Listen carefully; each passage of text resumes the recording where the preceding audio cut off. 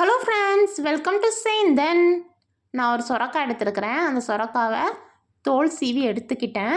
அப்புறமா அதை சின்ன சின்னதாகவும் கட் பண்ணி வச்சுக்கிட்டேன். நெக்ஸ்ட் என்னென்னா, ஒரு பேன் வச்சுக்கிட்டேன்.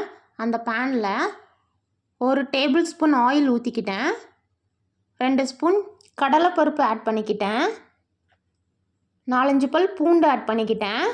அப்புறம் ஒரு வெங்காயம் ஆட் பண்ணிக்கிட்டேன். அப்புறம் ஒரு 3 பச்சை மிளகாய் ஆட் பண்ணிக்கிட்டேன். உங்ககிட்ட காஞ்ச மிளகாய் இருந்தால் கூட நீங்கள் ஆட் பண்ணிக்கலாம்.